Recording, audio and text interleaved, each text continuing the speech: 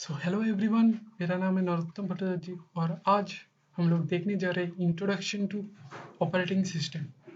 Okay, तो चलिए बढ़ते हैं हमारे स्लाइड पे। तो ऑपरेटिंग सिस्टम पढ़ने से पहले हमें ये आना चाहिए कि कंप्यूटर का हर एक पार्ट के बारे में हमें पता है कि नहीं। ओके, तो चलिए एक डायग्राम देखते हैं, basic diagram of a computer.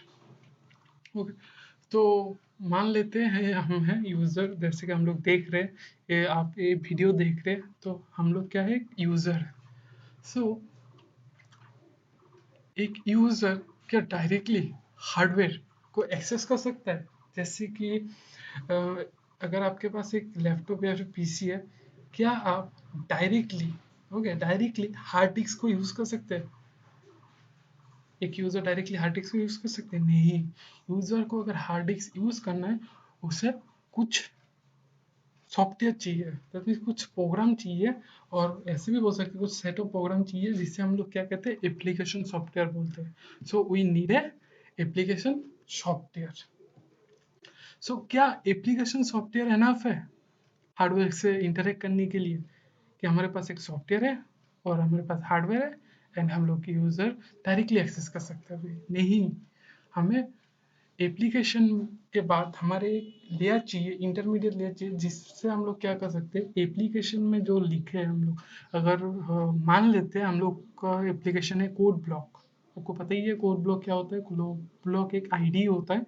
अगर कोड ब्लॉक को ब्लॉक से हमें मॉनिटर में कुछ डिस्प्ले कराना है, दैट मीन्स हम एक प्रोग्राम लिखेंगे, हेलो वाले का प्रोग्राम लिख लेते हैं, और उसको डिस्प्ले करना है हम हार्डवेयर में, मतलब मॉनिटर में और स्क्रीन के ऊपर। तो हम लोग क्या करेंगे, एक प्रोग्राम लिखेंगे सी या फिर सी प्लस प्लस में। लेकिन क्या वो C plus program directly hardware समझ लेगा? नहीं, हमें क्या चाहिए, इंटरमीडिएट कुछ ट्रांसलेटर चाहिए, जो हमारा जो लैंग्वेज है, जैसे कि हमारा हाई लेवल लैंग्वेज है, उसको कन्वर्ट करेगा किसमें, उसको कन्वर्ट करेगा मशीन लेवल लैंग्वेज में। तो हमारे पास क्या क्या होता है, कंपाइलर, असेंबलर, और हमारे पास डिवाइस ड्राइवर भी होता है, जो कि हमें वो कन्वर्ट करने में हेल्प करे। ओके, देन क्या इस एनफ है? नहीं, हमें एक ऑपरेटिंग सिस्टम भी चाहिए। जो ऑपरेटिंग सिस्टम क्या होता है, ऑपरेटिंग सिस्टम यूज होता है जो कि एक प्रोग्राम को हार्डवेयर के साथ इंटरेक्ट करने में हेल्प करता है। अगर ऑपरेटिंग सिस्टम नहीं होगा तो आप यूज़ करने में बहुत प्रॉब्लम होगा, क्योंकि आप डायरेक्टली हार्डवेयर को एक्सेस नहीं कर सकते। एप्लीकेशन सॉफ्टवेयर और कंपाइलर के साथ भी आप डायरेक्टली हार्डवेयर यूज़ नहीं कर सकते, क्योंकि हार्डवेयर को यूज़ करने के लिए आपको हार्डवेयर के लिए भी कुछ कोडिंग आना चाहिए। वो कोडिंग हमारे पास नहीं है। वो किधर होता है, वो ऑपरेटिंग सिस्टम में ही होता है। तो इसीलिए हमें ऑपरेटिंग सिस्टम चाहिए। सो आई होप आपको ये डायग्राम से समझ आ जाएगा क्या क्या चीज़ होता है और कैसे ऑपरेटिंग सिस्टम इम्पोर्टेंट है हमारे लिए। सो अगर आपको किसी कोई अभी पूछता है what is the operating system, okay, तो आपको आंसर क्या होगा, ऑपरेटिंग सिस्टम एक इंटरफेस है। क्या है, एक इंटरफेस है। वो इंटरफेस क्या है, किसके किसके मीडियम के इंटरफेस है, between a computer user and a computer hardware. तो आप डायग्राम से बोल ही सकते हैं, हाँ समझ गया मैं। ओके, सो अगर मैं नेक्स्ट पॉइंट में जाता हूँ, an operating system is a software which perform all the basic task. ये हर एक चीज़ को परफॉर्म कर सकते हैं। जैसे कि आप लोग अगर मोबाइल में वीडियो देखते हैं, तो आपका operating system I think Android हो सकता है या फिर आईओएस हो सकता है। ओके, कोई भी हो सकता है आपका ऑपरेटिंग सिस्टम, इन दोनों में एक हो सकता है।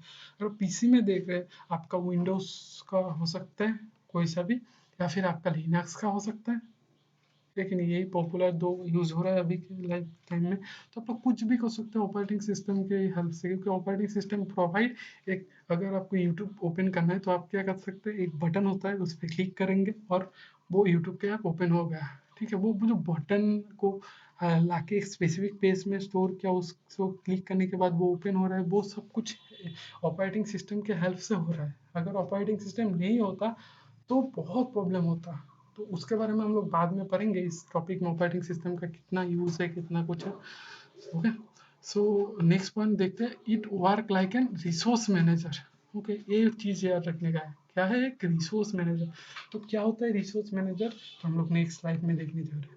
सो जनरली ऑपरेटिंग सिस्टम बहुत सारा टास्क परफॉर्म करते हैं, उनमें से कुछ टास्क मैंने इधर लिखे, तो आप लोग देख ही सकते हैं, प्रोसेसर मैनेजमेंट कर सकते हैं, memory management, input output management, file management, ये 4 क्या है, मैनेजमेंट है। और उसके बाद कुछ एक्स्ट्रा है, security, control over system performance भी ये कंट्रोल करता है, जॉब अकाउंटिंग, कितना प्रोसेस एक साथ चल रहा है वो भी काउंट करता है, एरर डिटेक्शन इट्स, क्या है कुछ एरर हो रहा है कि नहीं वो भी डिटेक्ट कर सकता है operating system, coordinate between the other software and user, ये तो बेसिक जो फंक्शन है, ठीक है। अभी जो फर्स्ट का जो 1 2 3 and the 4, those are the management, है कि नहीं। तो ये सब कुछ मैनेज कौन कर रहा है, ऑपरेटिंग सिस्टम। क्योंकि operating system are managing process, memory, input and file.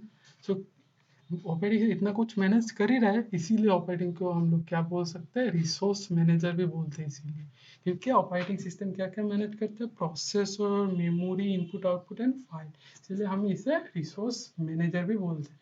I hope आपको ये क्लियर हो ही गया होगा। नेक्स्ट स्लाइड में बढ़ते हैं। Operating system generally provides three things. What are those things, kernel, first thing kernel provide होता है, देता है ऑपरेटिंग सिस्टम हमें, यूजर इंटरफेस प्रोग्राम देता है, यूटिलिटी एप्लीकेशन देता है कुछ, ओके। सो आपको यूजर इंटरफेस प्रोग्राम के बारे में पता ही होगा, जैसे कि आप ये वीडियो देख रहे हैं, ग्राफिकल यूजर इंटरफेस पे देख रहे हैं आप लोग ये सब कुछ वीडियो। तो ग्राफिकली हमारे पास बटन होता है, सब कुछ क्लिक करने से एक यूआरएल आ जाता है, यूआरएल में हम लोग यूआरएल डाल सकते हैं, सब कुछ ग्राफिकली हो रहा है। और पहले के टाइम में हमारे पास कॉमन लाइन इंटरफेस होता था ज़्यादा, अभी भी है। अगर आप कॉमन लाइन, वो जो सीएमडी होता है, कमांड प्रॉम्प्ट, उसको अगर लेते तो वो भी एक कॉमन लाइन इंटरफेस ही है, ओके। तो ये दोनों तो चीज़ तो आपको पता ही है। यूटिलिटी एप्लीकेशन, जैसे कि सॉफ्टवेयर के साथ, एप्लीकेशन सॉफ्टवेयर के साथ हमें कुछ एक्स्ट्रा चीज़ मिलता है, जैसे कि नोट पैड हमारे पास होता है, paint, okay. Notepad and paint ये हमारे साथ ऑपरेटिंग के सिस्टम के साथ ही देते हैं, हमें इंस्टॉल नहीं करना पड़ता है। नोट पैड प्लस प्लस वो अलग है, लेकिन नोट पैड तो हमें दे ही देता है ना ऑपरेटिंग सिस्टम, ओके। सो यूटिलिटी एप्लीकेशन भी पता चला, लेकिन कार्नेल क्या होता है। So the question is what is Cornell, एक बड़ा क्वेश्चन है। तो चलिए देखते हैं कार्नेल क्या होता है। कार्नेल कार्नेल क्या होता है, एक कंप्यूटर प्रोग्राम होता है, ओके, जो कि कंट्रोल करता है everything, complete control over everything in the system. So हर चीज को कंट्रोल कर सकते हैं कार्नेल, ओके। और कर्नेल का एक चीज याद रखना है, portion of the operating system, kernel is a portion of operating system code that is always resident in memory, जो कि हर टाइम मेमोरी में रहता है, ओके। ये मेमोरी में रहता ही है, ओके। और ये क्या करता है, ये हमें एक चीज फैसिलिटेट करता है, मतलब हेल्प करता है इंटरेक्शन करने में, किसमें और किसमें, हार्डवेयर एंड सॉफ्टवेयर कंपोनेंट में। सो अगर मैं डायग्रामेटिक के लिए आपको समझाने की ट्राई करूँ, हमारे पास एक एप्लीकेशन सॉफ्टवेयर है और हमारे पास हार्डवेयर है, जैसे कि सीपीयू, मेमोरी डिवाइसेस। क्या हम लोग डायरेक्टली एक्सेस कर सकते हैं, नहीं, हमें क्या चाहिए, ऑपरेटिंग सिस्टम। सो ऑपरेटिंग सिस्टम का एक पार्ट है जिसमें ये सब कुछ कोड लिखे कैसे एक्सेस करना है, उसको हम लोग क्या कहते हैं, कर्नेल। सो ये कर्नेल, ओके। नेक्स्ट पार्ट में चलते हैं। सो कर्नेल कैसे वर्क करता है, और कर्नेल का वर्किंग प्रिंसिपल में अगर हम लोग देखने जाए तो कर्नेल का दो पार्ट होता है जनरली। अगर हम लोग देखें, हमारे पास एक एप्लीकेशन होता है और हमारे पास एक हार्डवेयर होता है, हार्डवेयर जैसे कि हार्ड डिस्क। सो एप्लीकेशन प्रोग्राम में हमारे पास एक यूजर प्रोसेस एग्जीक्यूटिंग होता है, जैसे कि अगर मैं सी प्रोग्राम को लेता हूँ, तो अगर मैं प्रिंट एप करना चाहता हूँ, ओके, क्या करना चाहता हूँ, प्रिंट एप। तो यूजर प्रोसेस एग्जीक्यूटिंग, अगर मैं प्रिंट एप कमांड लिख के सी प्रोग्रामिंग में रन करता हूँ, तो प्रिंट एप फंक्शन कॉल होता है। उसके बाद वो प्रिंट एप क्या, वो डायरेक्टली जाके सिस्टम में डिस्प्ले कर देता है, नहीं, प्रिंट एप इनडायरेक्टली एक सिस्टम कॉल करता है। तो क्या होता है सिस्टम कॉल, हम लोग नेक्स्ट वीडियो में देखेंगे। अभी जस्ट याद रखने के लिए रिमेंबर कर लीजिए कि सिस्टम कॉल एक ऐसा चीज होता है जिससे हम लोग सिस्टम का हार्डवेयर को डायरेक्टली एक्सेस कर सकते हैं, ओके, सिस्टम कॉल करके। तो सिस्टम कॉल जब प्रिंटफ फंक्शन कॉल करते हैं, तो प्रिंटफ का मतलब क्या होता है, डिस्प्ले करना, प्रिंट करना। तो हमें क्या करना है, किधर डिस्प्ले करना है, मॉनिटर पे। तो हम लोग एक सिस्टम कॉल करते हैं, वो सिस्टम कॉल क्या होगा, हमें राइट करना है, ठीक है। तो प्रिंट एप यहाँ पर आया और इसने कॉल किया किसको, राइट को।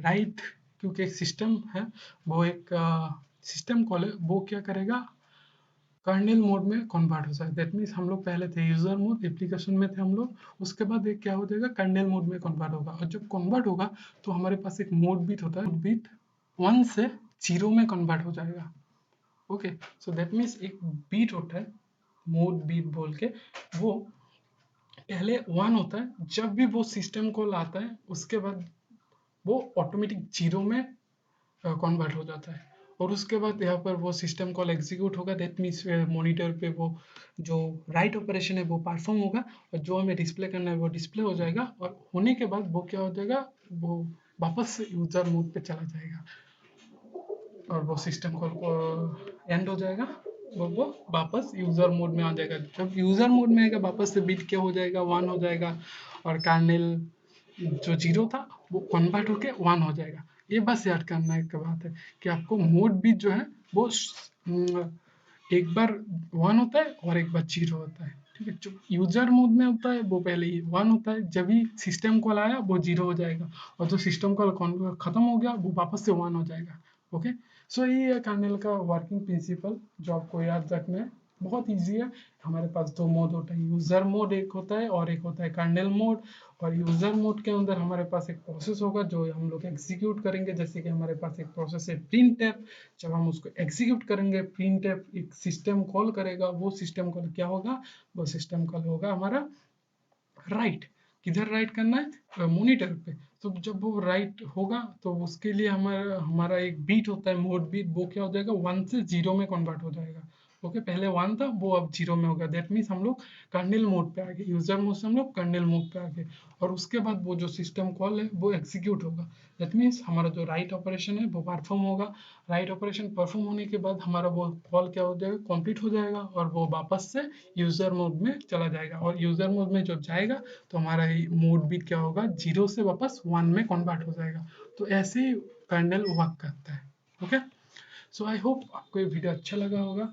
यही था आज का हमारा टॉपिक। और अगर आपको कुछ इसमें क्वेरी है इस टॉपिक के रिलेटेड, आप कमेंट बॉक्स में कमेंट कर सकते हैं। और अगर आपको वीडियो अच्छा लगा तो लाइक शेयर और सब्सक्राइब करना ना भूलें। Thank you guys.